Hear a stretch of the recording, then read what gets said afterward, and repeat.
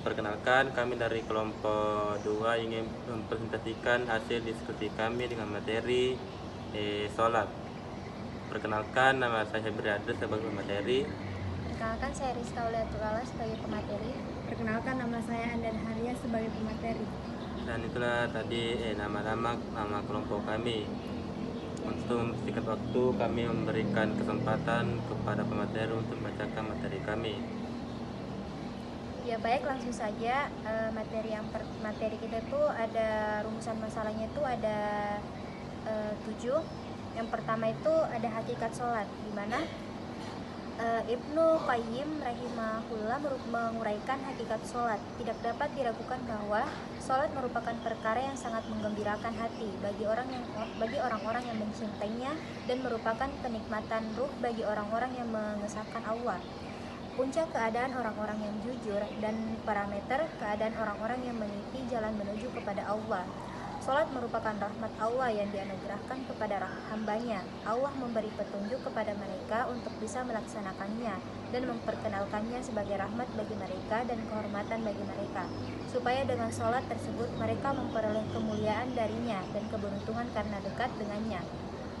Allah tidak membutuhkan mereka dalam pelaksanaan sholat, namun justru hakikatnya sholat tersebut merupakan anugerah dan karunia Allah untuk mereka. Dengan sholat, hati seorang hamba dan seluruh anggota tubuh beribadah. Dalam sholat, Allah menjadikan bagian anugerah untuk hati lebih sempurna dan lebih besar, yaitu berupa hati bisa menghadap kepada Rabb-Nya Subhanahu, bergembira dan merasakan kelezatan berdekatan dengannya, merasakan nikmat dan dengan mencintainya, riang gembira salat serta menyempurnakan hak-hak peribadatan kepadanya, sehingga ibadahnya sesuai dengan apa yang dia ridhoi. Terus yang materi yang kedua yaitu mengapa Allah mewajibkan sholat. Itu karena yang pertama, sholat itu sebagai tiang agama. Dalam sebuah hadis Rasulullah SAW bersabda, Islam dibangun di atas 5 pilar. Syahadat bahwa tidak ada Tuhan yang hak kecuali Allah dan Muhammad adalah utusan Allah, mendirikan sholat, menunaikan zakat, pergi haji ke Baitullah, dan berpuasa di bulan Ramadan. Hadis riwayat Bukhari Muslim. Kata Rasulullah Shallallahu Alaihi Wasallam bersabda, sholat adalah tiang agama, maka siapa saja yang mendirikan sholat berarti ia menegakkan sendi-sendi agama, dan siapa yang meninggalkan sholat berarti ia telah meruntuhkan sendi-sendi agama. Maka tegakkan tiang-tiang agama itu agar kita tidak termasuk sebagai orang yang meruntuhkan agama. Terus yang alasan yang kedua yaitu amalan yang pertama kali dihisab. Kenapa sholat itu tak boleh tinggalkan? Karena sholat adalah amal yang akan ditanyai di hari perhitungan nanti. Dari Abu Hurairah berkata, aku mendengar Nabi SAW bersabda, sesungguhnya yang pertama kali akan dihisab dari amal hamba adalah sholat. Jika sholatnya baik, ia benar-benar telah beruntung dan sukses, dan jika sholatnya rusak, benar-benar telah celaka dan merugi. Hadis riwayat At-Tirmidzi dan An-Nas. Alasan yang ketiga yaitu mengangkat derajat dan diberi kemudahan. Rasulullah SAW bersabda, hendakkah kamu memperbanyak sujud? Sesungguhnya sujud satu saja karena niscaya Allah mengangkat satu derajat dan Allah menghapus satu kesalahanmu. Hadis riwayat Muslim. Bukan hanya mengangkat derajat seseorang, tetapi juga akan diberi kemudahan dan jalan keluar. Hai orang-orang yang beriman, jadikanlah sabar dan sholat sebagai penolongmu. Sesungguhnya Allah beserta orang-orang yang sabar. Al-Quran ayat 153. Dan selanjutnya materi dilanjutkan oleh rekan saya. Langsung saja yang ketiga, akhlak dalam sholat. Ayat ini memerintahkan Nabi Muhammad agar selalu membaca dan memahami Al-Quran yang telah dikirimkan kepadanya untuk mendekatkan diri kepada Allah. Dengan memahami pesan-pesan Al-Quran, ia dapat memperbaiki dan membina dirinya sesuai dengan tuntutan Allah. Perintah ini juga ditunjukkan kepada seluruh kaum muslimin. Penghayatan terhadap kalam ilahi yang terus dibaca akan mempengaruhi sikap, tingkah laku, dan budi pekerti orang yang membacanya. Setelah memerintahkan membaca, mempelajari, dan melaksanakan ajaran-ajaran Al-Quran, maka Allah memerintahkan agar kaum muslimin mengerjakan salat wajib. yaitu salat 5 waktu.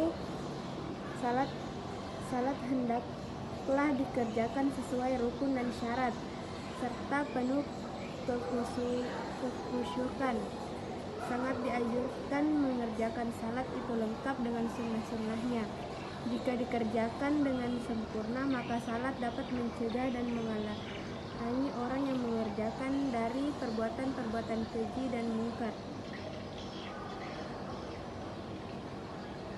Mengerjakan salat adalah sebagai perwujudan dari keyakinan yang telah tertanam di dalam hati orang yang mengerjakannya dan menjadi bukti bahwa ia meyakini bahwa dirinya sangat tergantung kepada Allah. Oleh karena itu, ia berusaha sekuat tenaga untuk melaksanakan perintah-perintah Allah dan menjauhi larangan-larangannya.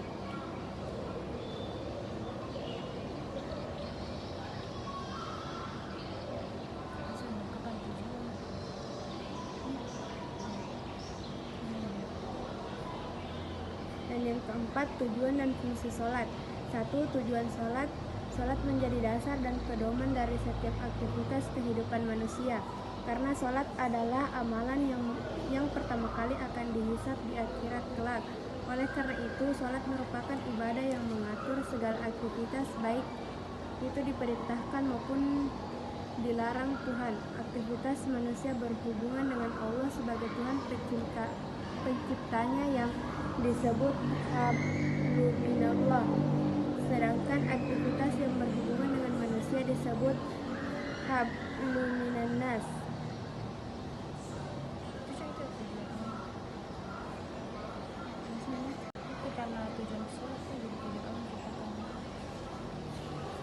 Tujuan Allah menciptakan kita adalah untuk beribadah dengan amal kebaikan dan menyembah kepadanya. Menyembah di sini berarti beribadah dan salah satunya adalah sholat. Kita hidup di dunia ini hanya sementara dan dari kehidupan di dunia inilah menentu kehidupan kita selanjutnya, yaitu kehidupan akhirat yang merupakan kehidupan kelak selamanya.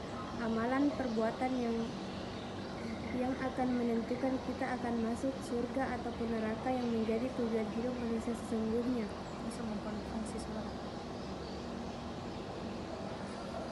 Fungsi sholat. Kedudukan atau fungsi salat itu diantaranya adalah sebagai tiang agama, tidak hanya sebagai tiang agama. Salat juga yang pertama kali dihisab di akhirat, tetapi juga salat itu mencegah perbuatan keji dan mungkar. Salat bahkan menjadi kunci surga. Salat menjadi kunci dalam berdoa untuk menguji seseorang beriman dan taat kepada Allah dapat dilihat dari salatnya.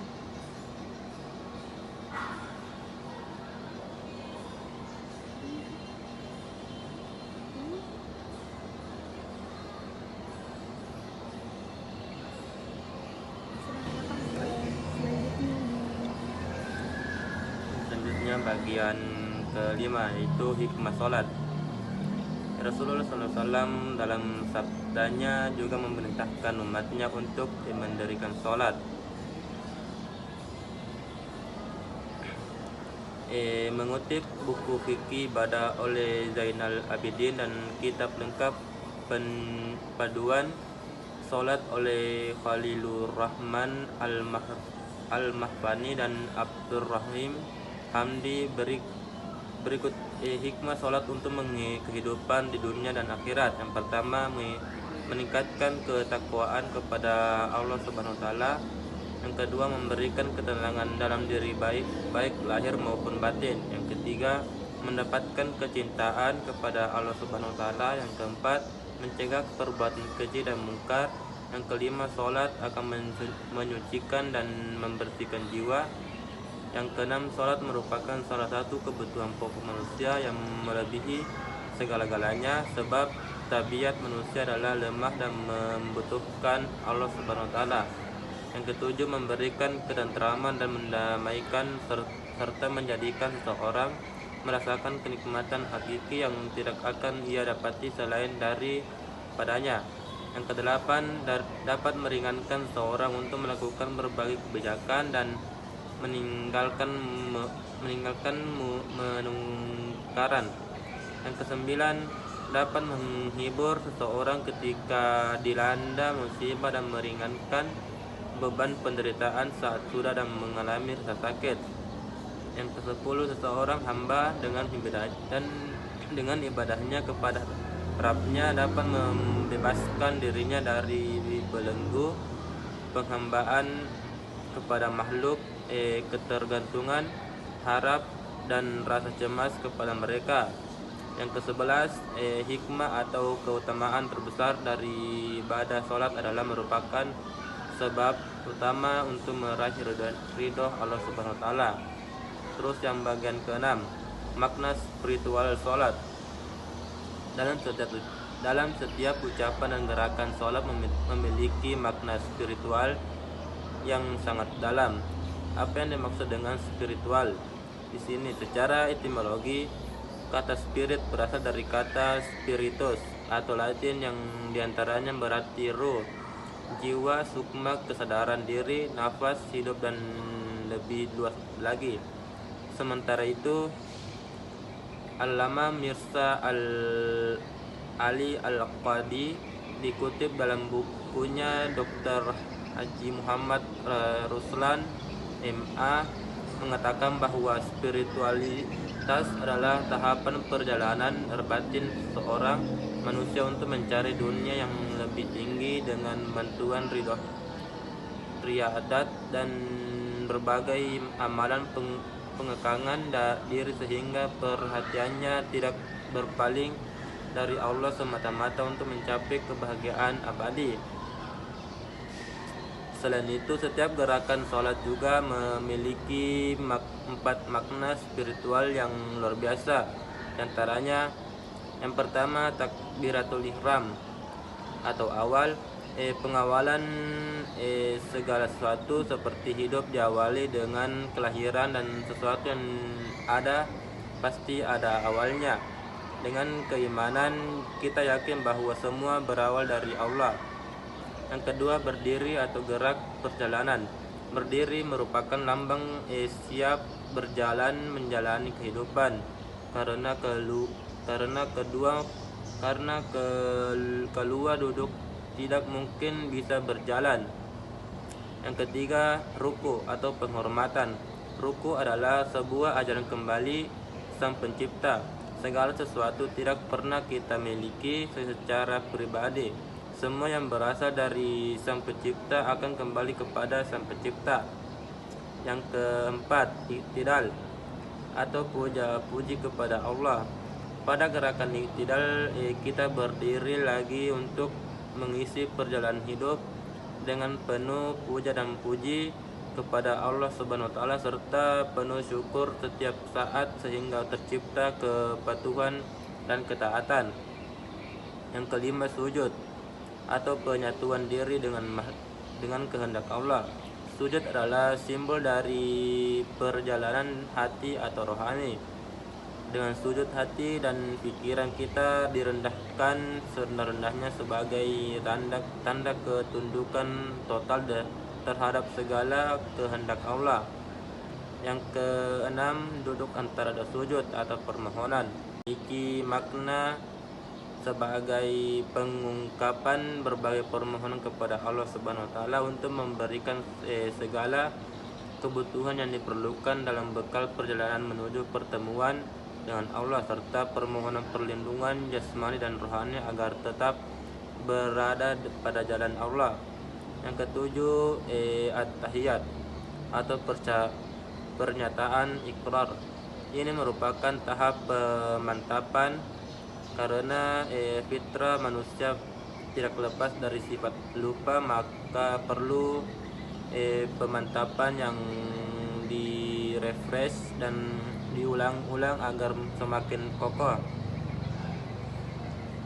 Yang kedelapan, salam atau penutup. Salam merupakan ucapan yang mengakui bahwa manusia sebagai makhluk sosial yang bermasyarakat dan tidak bisa hidup sendiri, sehingga kita hendaknya selalu menebar salam dan berkah kepada sesama untuk saling bahu-membahu menegakkan kehidupan yang harmonis dan tegaknya kedamaian, kesejahteraan dan keselamatan bumi Allah. Yang kedelapan, ancaman bagi yang meninggalkan sholat. Meninggalkan sholat adalah perkara yang teramat bahaya. Di dalam berbagai dalil disebut berbagai ancaman yang sudah sepatutnya membuat seseorang khawatir jika sampai lalai memperhatikan rukun Islam yang mulia ini. Kemudian Allah menyebutkan keadaan orang-orang mujrim yang merupakan lawan dari orang muslim. Allah Ta'ala berfirman yang artinya, pada hari baptisme disingkapkan, yaitu mereka orang-orang mujrim diajak untuk bersujud kepada Rabb mereka, namun antara mereka dan Allah terdapat penghalang. Mereka tidak mampu bersujud sebagaimana orang-orang muslim yang sebagai hukuman karena mereka tidak mau bersujud kepadanya bersama orang-orang yang sholat di dunia. Hal ini menunjukkan bahwa orang-orang yang meninggalkan sholat akan bersama dengan orang kafir dan munafik. Seandainya mereka adalah muslim, tentu mereka akan diizinkan untuk sebagaimana kaum muslimin diizinkan untuk sujud. Itulah tadi materi kami. Sebelum menutup hasil presentasi kami, saya akan membacakan kesimpulan materi kami. Itu salat menurut cara adalah ucapan-ucapan dan perbuatan-perbuatan tertentu yang dimulai dengan takbiratul ihram dan diakhiri dengan salam. 7 ucapan yang dimaksud adalah bacaan Al-Quran, takbir, tasbih dan doa. Sedangkan perbuatan yang dimaksud adalah gerakan yang diatur dalam rukun sholat yang berurutan dan tidak boleh berbolak-balik. Seseorang yang melakukan sholat berarti ia telah melakukan hubungan langsung dengan Allah. Dan itulah tadi materi kami. Mohon maaf jika ada kesalahan. Saya akhiri dengan ucapan Assalamualaikum warahmatullahi wabarakatuh.